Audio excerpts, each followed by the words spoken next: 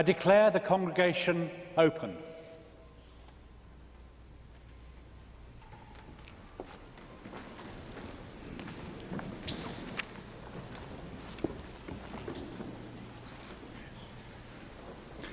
Pro-Chancellor, distinguished guests, members of the University, parents, partners, family, friends, but especially graduands, a warm welcome to you all to this great occasion at this great institution.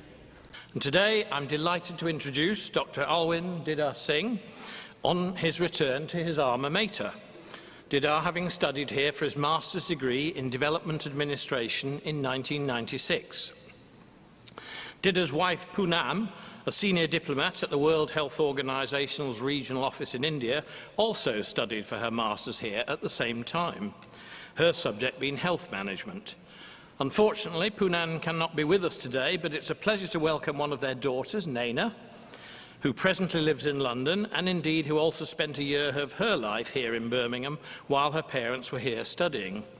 Also, a very warm welcome to Didar's guest, Mr. Pratik Dattani. Didar and Poonam, in fact, came to Birmingham having won scholarships from the Government of India. They came as a family, rented a house in Harborne for the year, acquired a car and, as well as working hard at their studies, enjoyed family holidays and weekends travelling around the UK and also in mainland Europe before returning home to India. So how did this opportunity come about, and what impact did studying here at Birmingham have for Didar and his family? Born just a few years after Indian independence, Didar was brought up in Delhi, though his parents originally came from a part of the Punjab which subsequently became Pakistan. His secondary schooling was at St Saviour's School in Delhi, where he did rather well and was successful in gaining a place as an undergraduate to St Stephen's College, the oldest of 3 higher educational institutions that in 1922 had come together to form Delhi University. He chose history with economics and political science for his bachelor's degree and graduated in 1972. He then decided to stay on at Delhi University and study for a master's in history, and on completing that he stayed on again, but this time as a member of staff in his department there, lecturing and tutoring for a further 2 years. But then he grew interested in the idea of a career in government and in the Indian Administrative Service. He applied and took the IAS entry examinations, which he knew were always very competitive. In the year that he applied, some 200,000 people sat the exams, but there were only 100 places available to be filled. Didar was one of them, as was his wife-to-be, Poonam, some years later. His first 15 years were spent undertaking various public policy and administrative roles in the northeast region of the country, in Assam and Meghalaya, albeit with a 2-year posting in 1985 to 87 to New York as First Secretary at the Consulate General of India there. Then, in 1991, he was back at the centre of government in Delhi as a Director and Joint Secretary in the Ministry of Commerce, responsible for foreign trade. And it was during this period that Didar and Poonam learnt about the possibility of scholarships for advanced study abroad. They decided to submit applications, were successfully selected, and in September 1995 set off on their way to the University of Birmingham to study in our International Development Department. And it was a most memorable year for them. They made lots of friends, several of whom they're still in contact with today. They greatly valued their studies and appreciated the expertise and care provided by their professors and tutors, Richard Batley, Paul Jackson and Andrew Shepherd in particular, Richard and Paul being still active within the department today. Both Didar and Poonam were awarded Masters with distinction in their respective programmes. But more than an enjoyable experience and a pleasing outcome, their year at Birmingham had other longer-term benefits. When Didar set out from India, he was still handwriting his work, But it was made clear in the first week of the programme, during the induction sessions, that tutors would be expecting their students to word process their assignments, and that anyone who was not computer literate should take the opportunity of their year of study to upskill themselves in this respect. Didar took this advice to heart. He went out into the city and purchased a PC, and then busied himself learning of its potential and becoming computer savvy. And though he could not know it at the time, this was to prove a career-changing significance. For those long evenings of frustration and enlightenment as he wrestled with his PC to master its functionality and to produce his assignments in high-quality format, sowed in Didar the first seeds of what was to become a deep fascination with IT and the possibilities of the digital age, and in which he would soon acquire for himself expert status.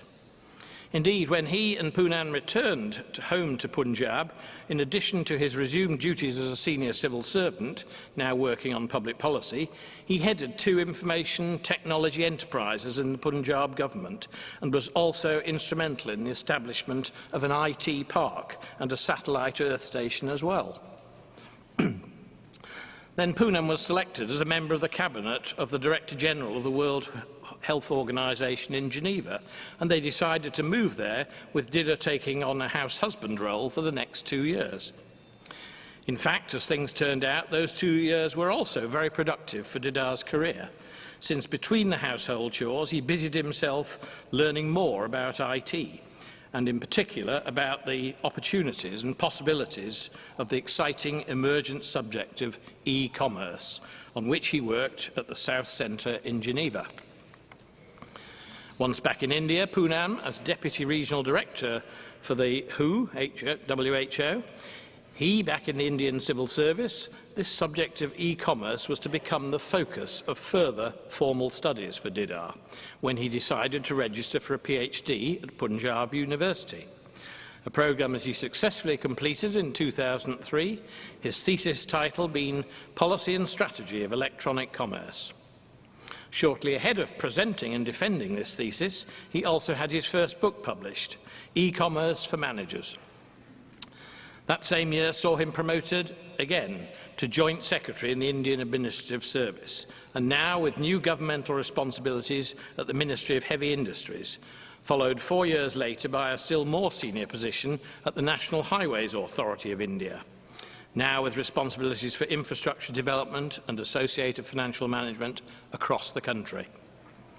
But he also continued to devote as much time as possible to his e-commerce research and writing, with a further opus magnum published by LexisNexis Butterworths in 2008 entitled E-Commerce in India, Assessments and Strategies for the Developing World. There followed one more promotion in the civil service for Didar, this to the top position of Permanent Secretary in the Government of India at the Ministry of Overseas Affairs, and now with oversight of migration and Indian diaspora around the globe. India indeed has the second largest diaspora in the world after China, with an estimated 27 million Indian people living outside the country and in every continent and region. In 2011, Didar formally retired from public service. However, this was to be no ease-up and feet-up retirement, for Didar simply switched all of his time and energy to his developing portfolio of business and wider public policy interests. He became a director on the boards of the National Thermal Power Corporation and J&K State Overseas Employment Corporation. He was also invited to serve on various advisory boards and as a member of the special task forces for the Department of Performance Management and the Public Enterprises of the Government of India. And then 1 year on, he was appointed Chief Executive Officer and Secretary General of the Federation of Indian Chambers of Commerce and Industry, one of the world's oldest and largest business chambers. The first, may I say, state bureaucrat to hold this significant commercial office in the world's top emerging economic powers. For the past 3 years, he has also served as a member of the prestigious World Economic Forum's Global Agenda Council on migration. He's continued to publish, he is a frequent speaker on the international conference circuit, and you can follow him on Twitter too. Provost and Vice Principal, Honorary Didar Singh's enormous drive and vitality, his ongoing engagement with leading-edge technological, public policy and commercial developments, and the sheer range of his expertise and contribution shows no sign of diminution. That keenness to innovate and to learn that he showed some 15 years ago in his year here at Birmingham remains as evident today as then. Indeed, we can justly be proud that this great University of Birmingham has played a part in nurturing and feeding his ever-fertile and creative mind. And it's entirely fitting that today we should honour and celebrate his achievements and his contribution to the worlds both of public service and of business and commerce. So to you and to the University, I present Dr. Honorary Didar Singh, deemed worthy to be awarded the degree of Doctor of the University, honoris causa. By virtue of my authority as Provost and Vice Principal, I award you the degree of Doctor of the University, honoris causa. Many congratulations.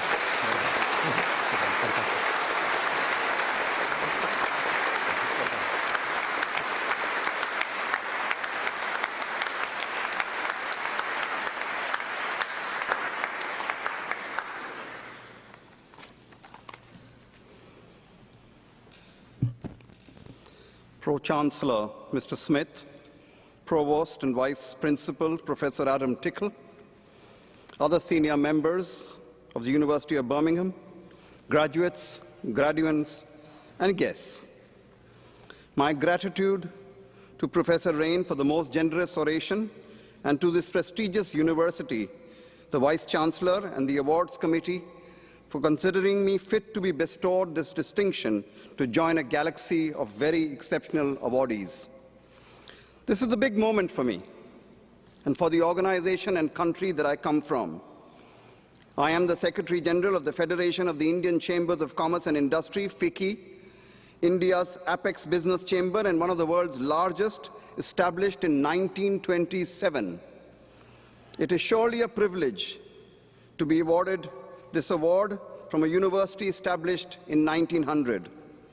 This award recognizes my work in the area of e-commerce, the global marketplace of which has grown to $1.5 trillion, and which in India too is growing by leaps and bounds at a 35% growth rate and expected to reach over $75 billion by 2021. To me, this honor is very special. I already have a doctorate from my own country. In fact, it happens to be the first PhD in e-commerce in India. But this award is ever more special, as it is a recognition and honor from a university overseas, and that too from the United Kingdom. In a sense, the mother of higher education for the world. And to me, a special mother, or should I say, alma mater, as this is where I studied for a master's degree in development administration some 19 years ago. As Professor Rain just mentioned, both my wife and I came to Birmingham to do our masters, not knowing what was in store for us, but returning after a fulfilling year, having made so many friends both in and outside the university, and having acquired skills that serve us to this day. That brings me to the question of what is local and what is foreign. Birmingham was an experience where we felt so comfortable so quickly. Not only was the university environment so welcoming, especially the lovely 54 Pritchard's Road building where IDD, which was then called Development Administration Group, or DAG, back then, was located. And also so hospitable were so many from the Indian diaspora right here in Birmingham. There is another angle to see how we look at local and global. In today's digital world, we are ever so connected in a sense never imagined by our forefathers. There are no borders in this virtual world, and maybe no boundaries either. The only distinction, perhaps, is between onshore and offshore, or in-source and outsource, and that too is blurred and usually seamless. As one could say, that is a revolution of thought on a very broad band.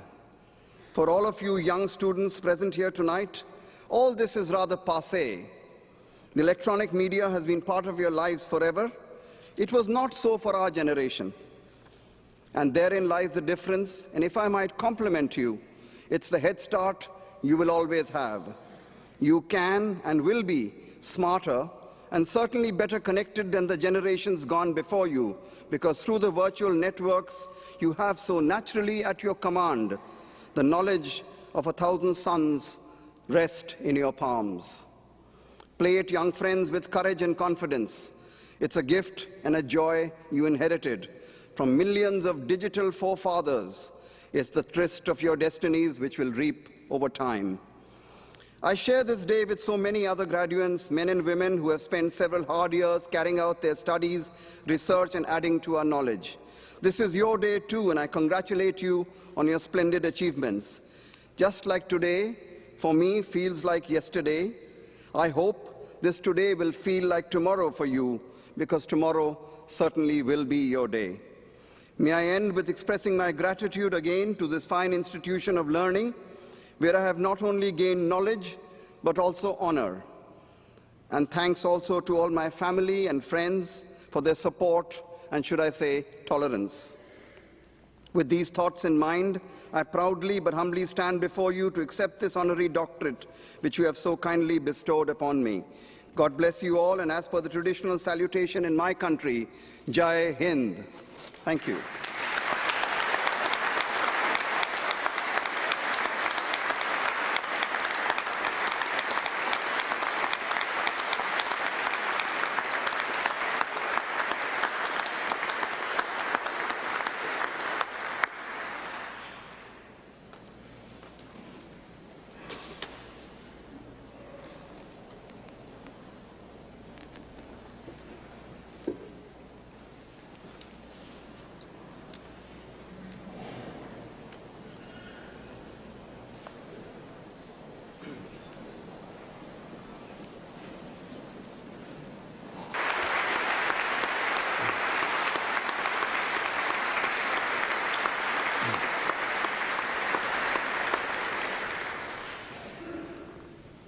I declare the congregation closed.